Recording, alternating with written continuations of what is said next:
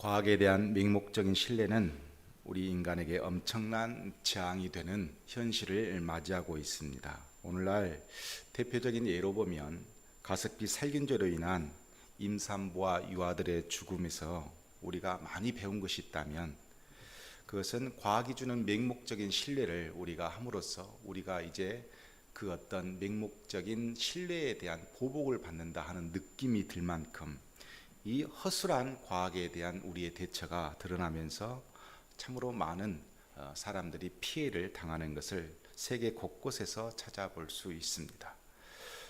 이런 어떤 가습기 살균제에 대한 우리 보건당국의 시약처의 허술한 대응 때문에 또 관리 때문에 상당히 도마 위에 오르고 우리가 많은 피해를 보았습니다. 미국의 FDA 즉 식품의약국의 신뢰는 세계에서 가장 높은 신뢰를 자랑하고 있습니다. FDA 승인을 받았다고 하면 전 세계 어떤 국가들도 다 인정해 줄 만큼 FDA 승인은 전 세계적으로 상당히 많은 신뢰를 받고 있는 것이 사실입니다. 이 FDA 승인을 이렇게 많은 사람들이 신뢰하게 된 이유는 딱 하나의 사건에서부터 비롯됩니다. 1953년 서독에서는 탈미도마이드라고 하는 약을 개발했는데 이 약은 임산부들의 심한 입덧을 방지해주는 그런 약이었고 이것을 동물 실험에 거쳐서 여러 가지 실험을 했으나 전혀 부작용이 없었기 때문에 부작용이 없는 기적의 약, 그래서 이 탈리도마이드라고 하는 약은 전 세계에서 알아주는 약이 되었습니다. 그래서 유럽을 대표적으로 해서 독일, 영국 할 것 없이 많은 나라들이 임산부들이 이 약을 먹게 되었고 그리고 이렇게 잘 팔리는 약이었기 때문에 당연히 미국으로 이제 이 약이 시판되도록 조치를 취하게 되었습니다. 이렇게 해서 미국으로 승인될 것으로 여겼던 이 약이 미국에 있는 신입사원인 캣이라고 하는 한 여성 때문에 이게 시판되지 않게 되었습니다. 문제는 뭐냐면 이 여성은 이 약을 어떤 여러 가지 조사 보고서를 받았는데 임산부는 부작용이 없으나 그러나 임산부가 낳은 아이까지 부작용이 없다는 데이터 결과가 없다 해서 이것을 허락해 주지 않는 겁니다. 그러자 이 큰 제약회사가 계속 압력을 가하였고 심지어 상사들까지 너무 심하다, 어떻게 이렇게까지 1년 동안을 잡고 이 약을 승인해 주지 않느냐 해서 이 여성에게 갓 신입사원인 이 여성이 엄청난 압력에 쌓임에도 불구하고 계속해서 1년이 넘도록 이 약을 승인해 주지 않았습니다. 이유는 단 한 가지, 임산부가 낳은 아이들에 대한 데이터가 없다는 이유였습니다. 이렇게 한참 압력이 심해지고 있었을 때 유럽에서는 엄청난 사건이 벌어졌습니다. 뭐냐면 바로 이 약을 먹은 임산부들이 낳은 아이들이 엄청난 기형아가 발생한 것입니다. 무려 유럽에서만 8,000명 그리고 전 세계적으로 조사했더니 1만 명이 넘는 기형아가 탄생한 겁니다. 팔이 없거나 팔이 짧거나 둘 중에 하나. 그러면서 이 부작용이 여기저기 알려지면서 미국에는 왜 이런 일이 없었을까라고 조사했더니 이 여인이 이 약을 끝까지 아이들이 아직 데이터가 나오지 않았다는 이유로 허락해 주지 않았기 때문에 미국에는 그런 일이 없었던 겁니다.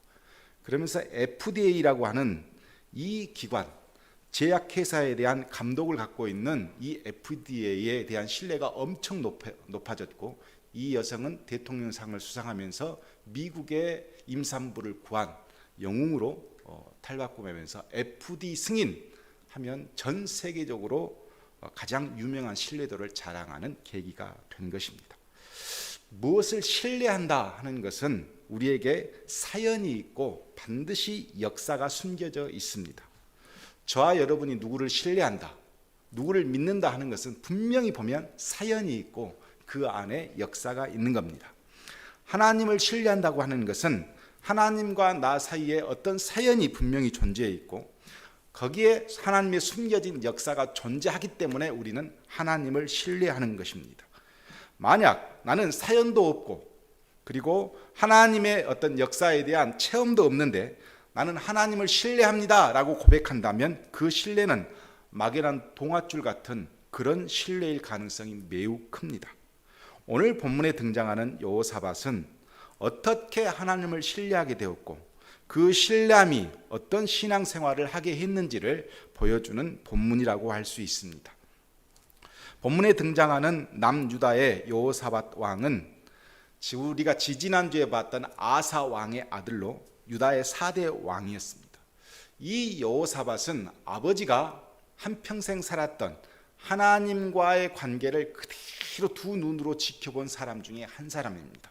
아사 왕은 하나님을 향한 강력한 두 차례의 종교 개혁으로 하나님의 사랑을 받아서 무려 20년 동안 나라가 평안했던 그런 왕이었으나 그러나 마지막 말년에 교만해져서 발에 병이 들었는데 그래도 회개하지 않고 3년간 앓다가 결국은 하나님께 구하지 않고 의원만 찾는 이런 불성실한 신앙을 보여줌으로써 결국은 죽게 되어졌고 그때 여호사밧이 왕이 되었습니다.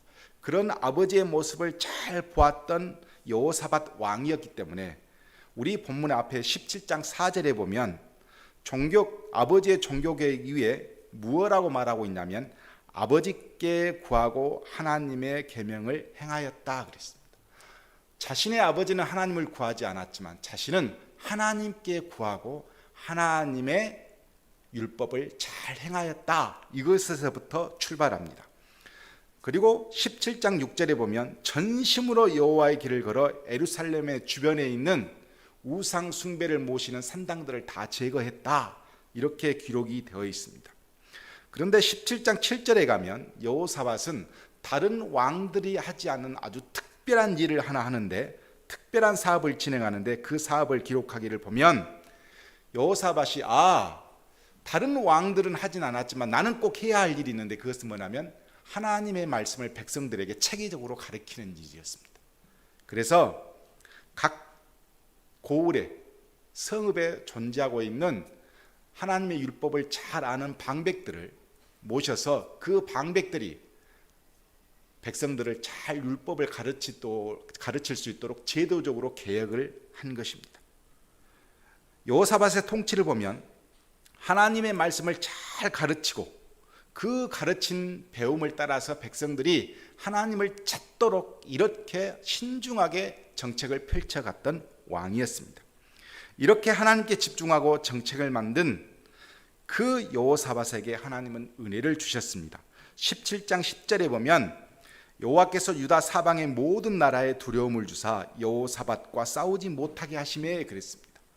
자, 주위에 있는 많은 나라들 기회만 있으면 유다를 침범할 수 있는 이 나라들에게 하나님께서 침범하지 못하도록 하나님께서 그들에게 두려움을 주고 막았습니다. 어떤 두려움이었을까 보면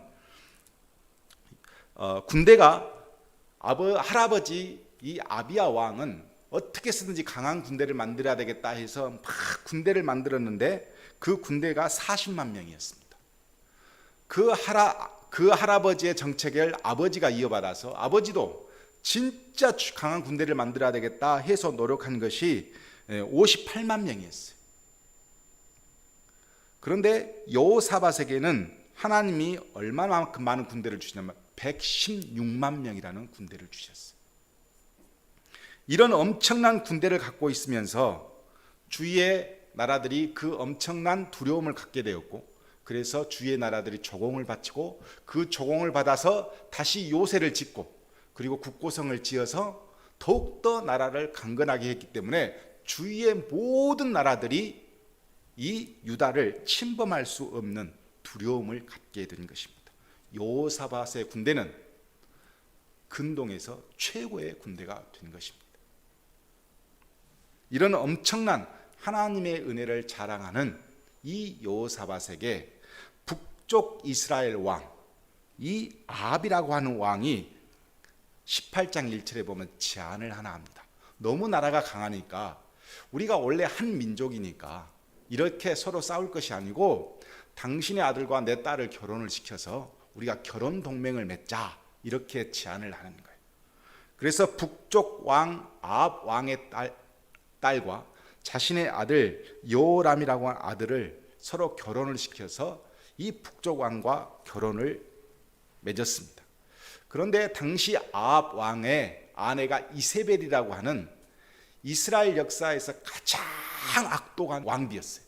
이 왕비를 가지고 있는 아합 왕은 그야말로 우상숭배니 더러운 우상숭배는 다 행한 이 왕이었는데, 여호사밧이 하나님을 섬기면서 이 왕의 딸과 결혼을 시키겠다는 거예요. 또 이 북쪽 이스라엘은 왕은 이 여호사밧과 결혼을 맺고 그냥 있는 것이 아니고, 그러지 말고 우리 사돈 옆에 있는 아람 나라가 계속 우리를 위협하고 있으니까 우리 힘을 합쳐서 저 아람 나라를 제압합시다, 이렇게 제안을 하는 겁니다. 그래서 여호사밧이 그러면 이렇게 우리끼리 하지 말고 하나님의 선지자를 불러서 하나님의 뜻을 물읍시다, 이렇게 해서 선지자를 찾는 과정 중에 이 미가야라고 한 선지자가 하나님의 말씀을 선포하는데 뭐라고 하냐면, 이 전쟁에서 반드시 패할 것이다, 이스라엘 백성은 목 잡는 양처럼 흩어지게 될 것이다, 이렇게 여호사밧에게 경고를 해 주었습니다. 그럼에도 불구하고 여호사밧은 어쩔 수 없이 이 사돈 관계 때문에 그 전쟁에 참여하게 됐는데, 이 전쟁에서 북쪽 이스라엘 아합 왕이 죽습니다. 그리고 여호사밧도 죽음의 위기까지 막 이르렀을 때 성경에 보면 하나님께서 그를 보호해 주셔서 여호사밧이 살게 되었다, 이렇게 18장 31절에 기록이 되어 있습니다. 여호사밧은 116만 명이라 하는 근래에 없는 강력한 군대를 앞세워서 아람도 제압할 수 있다고 믿었으나 이것이 그렇게 쉽게 되지만은 않았습니다. 그리고 끔찍한 결과를 맞이했습니다. 19장에 가면 이 결과에 대해서 선지자 에후가 하나님의 말씀을 선포할 때 이런 말씀이 있습니다.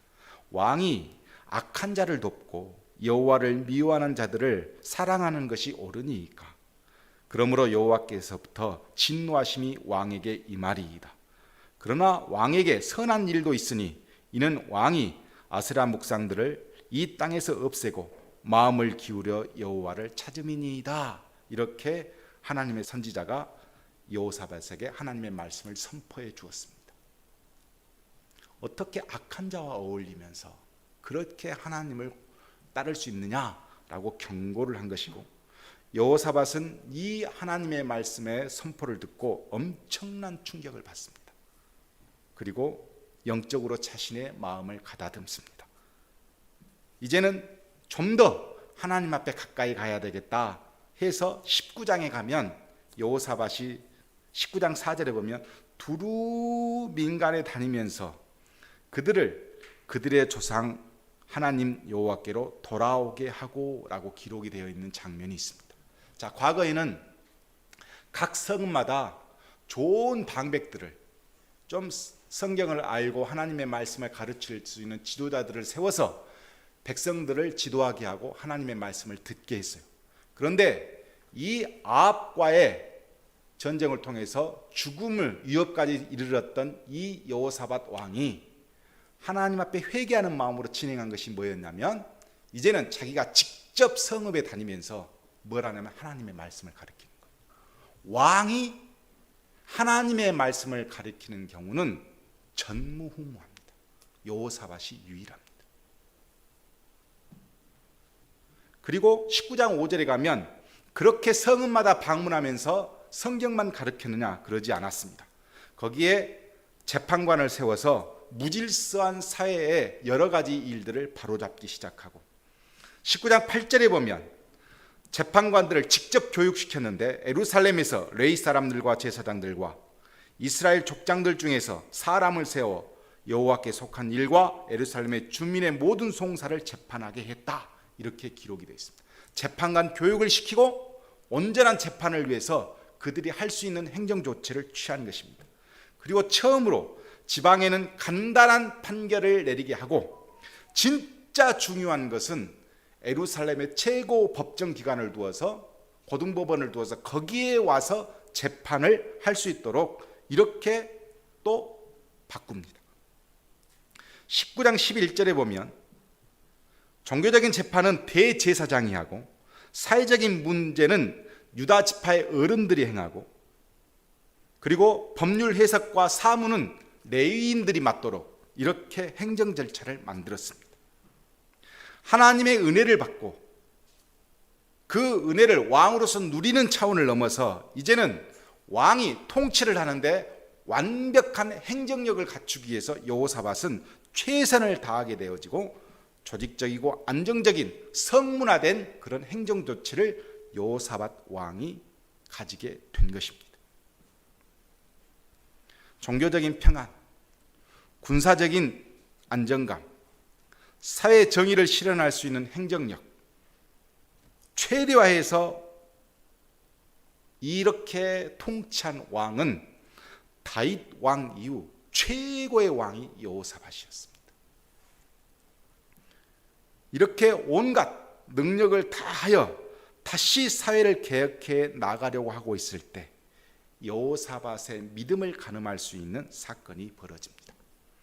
20장 1절 바로 본문 앞에 보면 다윗 시대에 이스라엘에게 조공을 바쳤던 모압, 암몬, 마온 사람들이 연합해서 우리 여호사밧을 공격하자 그랬어요. 왜 공격하자 했냐면 북쪽 이스라엘 왕과 연합해서 아람 왕을 쳤는데 여기서 전쟁에서 졌거든요.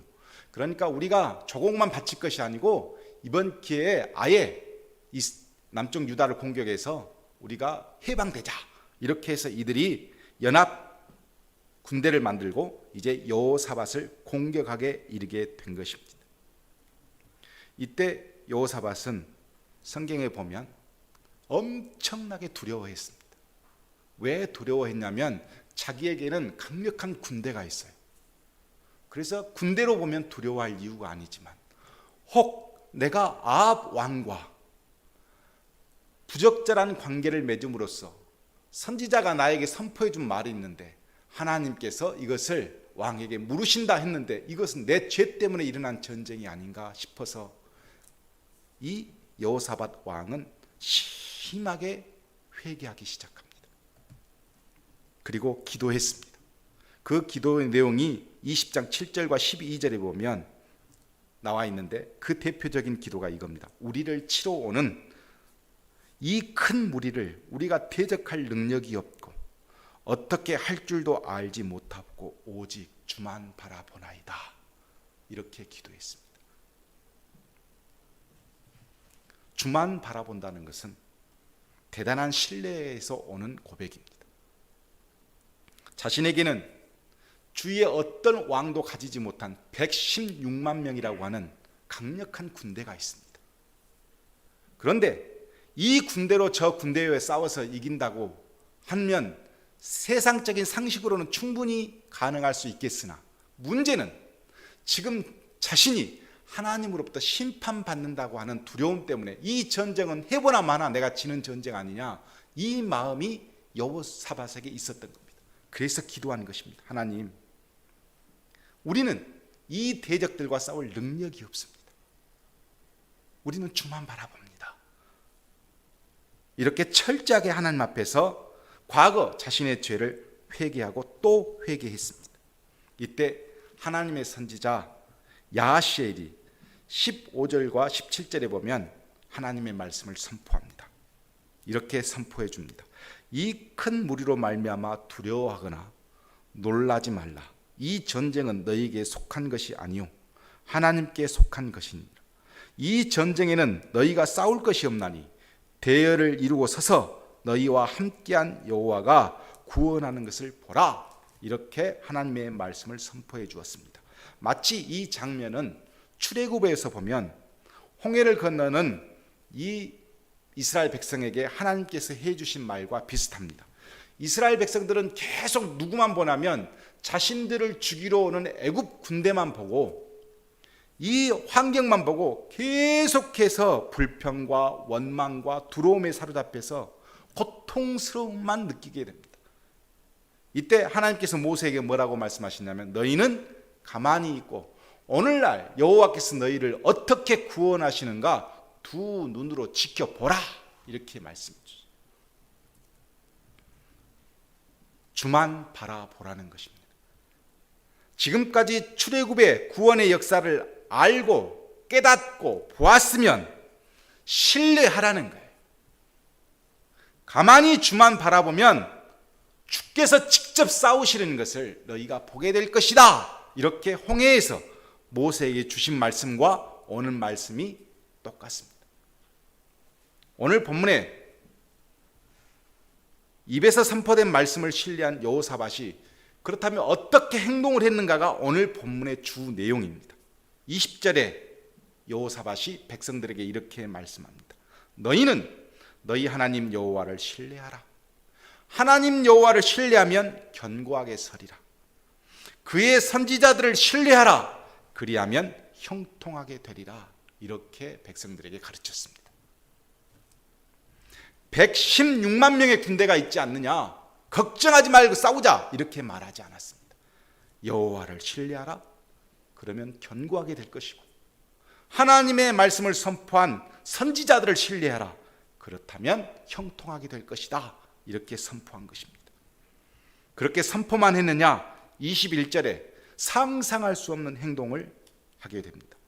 노래하는 자들을 택하여 거룩한 예복을 입히고 군대 앞에서 행진하며 여호와를 찬송하여 이르기를 여호와께 감사하세 그의 인자하심이 영원하도다 하게 하였더니, 여호사밧은 100% 하나님을 신뢰했습니다. 자신에게 116만 명의 군대가 있으니 하나님께서 이 전쟁에서 직접 싸우시겠다 했으니 우리 116만 명의 군대를 이끌고 가자, 이렇게 하지 않았어요. 이 군대를 뒤로 다 빼버렸어요. 빼버리고 찬양대를 앞세웠어요. 레위인, 하나님을 찬양하도록 선택받은 레위인들을 앞세워서 예복을 다 입혀요. 전쟁 투구를 입힌 게 아닙니다. 예복을 다 입혀서 예배하는 예복을 통해서 그들을 입히고 그들을 제일 앞서서 나아가도록 그렇게 조치를 취한 겁니다. 이것은 뭐냐면 하나님께서 싸우시겠다 하셨으니 우리는 이 레위인들과 함께 예배하면 된다라고 생각한 겁니다. 결과가 성경에 기록되어 있습니다. 적국 연합군이 암몬, 모압, 마온 사람들이 서로 연합해서 전쟁을 벌이는 거예요. 그런데 이들이 작전을 세웠어요. 자, 매복군이 있고 진격군이 있어요. 두 패로 날라서 너희들은 매복하고 있다가 우리가 전쟁을 하면 갑자기 기습을 해서 이스라엘 백성들을 잡아라, 이런 작전을 썼던 것 같아요. 그런데 무슨 이유인지 이 매복군과 진격군이 유대 군사들을 공격한 것이 아니라 자기들끼리 싸우게 돼버린 거예요. 자기들끼리 싸우면서 단 한 명도 살아남지 못한 전멸 상태에 이르게 됩니다. 이 골짜기가 브라가 골짜기, 히브리어 말로 하면 축복의 골짜기였습니다. 하나님을 전적으로 신뢰한 여호사밧의 군대가, 백성들이 죽음의 골짜기, 두려움의 골짜기를 축복의 골짜기로 바꿔버린 전쟁을 하게 된 것입니다. 어디에서 왔습니까? 하나님을 전적으로 신뢰하는 그 믿음으로부터 만지게 되어진 승리의 기쁨이었습니다. 우리는 어떤 이유로 하나님을 신뢰하고 있습니까? 그 신뢰를 통해 어떤 내용을 가지고 신앙생활을 하고 있습니까? 혹 우리의 믿음이 일반 사람들이 과학을 신뢰해서 갖는 그 믿음보다 혹시 더 약하지는 않습니까? 과학을 신뢰하는 그 믿음보다 하나님을 신뢰하는 그 믿음이 더 빈약하지는 않은가? 불확실한 과학적 검증은 그렇게도 신뢰하면서 끊임없이 나에게 은혜를 주시고 상상할 수 없는 내 인생에 간섭하셔서 여러 가지 사연을 주시고 역사를 주신 하나님을 신뢰하는 것보다 과학을 더 많이 신뢰하지는 않느냐 하는 것입니다. 여호사밧은 아합 왕과 결혼 동맹을 맺고 116만 명 군대를 앞세워 전쟁에서 죽을 고비를 넘기고 하나님이 어떤 분인가를 신뢰하게 되었습니다. 그리고 철저하게 회개하였고 그 회개 가운데 주시는 하나님의 은혜가 있었고 그 그것을 100% 신뢰했습니다. 100% 신뢰했기 때문에 군대를 앞세우지 않고 찬양대를 앞세워 주만 바라보는 믿음을 선택한 겁니다. 그에게 주시는 축복의 골짜기에 그 기쁨은 그 누구도 누릴 수 없는 하나님의 보호하심이었습니다. 이 믿음의 전쟁에서 하나님을 신뢰한 여호사밧에게 하나님은 복을 주셨어요. 성경에 보면 과거에는 유대 백성들이 엄청 많은 군대를 갖고 있기 때문에 주위의 나라들이 두려워했는데, 오늘 본문의 성경에는 뭐라고 하냐, 하나님을 두려워하게 되었다, 이렇게. 유대 백성들을 두려워한 것이 아니고 주위의 나라들이 하나님을 두려워하게 되는 사건이 이 사건이었어요. 그래서 30절의 결과가 기록되어 있는데, 여호사밧의 나라가 태평하였으니 이는 그의 하나님 사방에서 그들에게 평강을 주셨음이더라 그랬습니다. 이 평강은 어디로부터 왔습니까? 하나님을 두려워하는 세상으로부터 온 절대적인 하나님의 신뢰로부터 오는 평안이었습니다. 신뢰는 평안을 줍니다. 하나님을 절대적으로 신뢰한다는 것은 내가 가지고 있는 16만 명의 군대를 앞세우는 것이 아닙니다. 하나님을 찬양하는 마음, 하나님을 높이는 마음이 하나님을 전적으로 신뢰하는 우리의 무기가 되는 것입니다. 말씀을 마치려고 합니다. 마태복음 14장에 예수님께서 명령을 내리셔서 이쪽에서 저쪽으로 배를 타고 가라 라고 해서 예수님의 제자들이 열심히 물 위에서 배를 저으면서 가고 있는데 폭풍우가, 맞바람이 온 거예요. 제자들이 죽음의 위협을 느낄 만큼 이 폭풍우는 끝이지 않고 계속해서 몰아붙입니다. 이때 예수님께서 물 위를 걸어오시는 거예요. 그때 제자들이 유령인가 하여 두려워하였습니다. 이때 예수님께서 자신을 밝히시면서 두려워하지 마라, 이렇게 이야기합니다. 그랬더니 베드로가 정말 예수님이라면 나도 예수님처럼 물 위를 걸어서 예수님 앞에 가게 해주십시오 라고 간청을 했습니다. 예수님께서 베드로를 허락해서 건너오라고 이야기했더니 베드로가 예수님을 향해 걸어갑니다. 그런데 이 폭풍우가 멈추지를 않습니다. 내가 예수님을 보고 예수님을 주목하고 예수님께 시정을 고정하고 걸어가는데도 폭풍우는 한결같이 베드로를 위협합니다. 예수님을 보고 걸어갔던 이 베드로가 순간 폭풍우의 시선을 바꿔버렸어요. 그랬더니 바다에 침몰하게 됩니다. 함몰하게 된 거죠.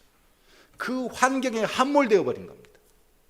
다시 예수님께서 베드로를 손을 잡고 끄집어 올리시면서 믿음이 작은 자여 왜 의심하느냐, 이 말씀을 해주십니다. 전적인 신뢰가 이루어지지 않았다는 겁니다. 무엇 때문에? 지금 예수님을 향해서 고정되어진 내 시선이 걸어감에도 불구하고 이 환경은 변하지가 않거든요. 계속해서 맞바람이 오거든요. 나를 죽일 것 같거든요.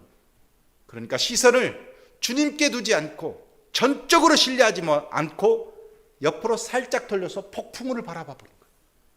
순간 거기에 함몰되어 버린 거예요. 시선을 주님께 고정한다는 것, 이것이 전적인 신뢰를 의미합니다. 그 전적인 신뢰는 내가 가지고 있는 110만 명의 군대에서 오는 것이 아닙니다. 하나님이 주신 거예요. 하나님 나에게 은혜를 주셔서 116만 명의 군대를 보유하고 있지만 여기에 시선을 두지 않고 하나님께 시선을 두는 것이 신뢰하는 것입니다.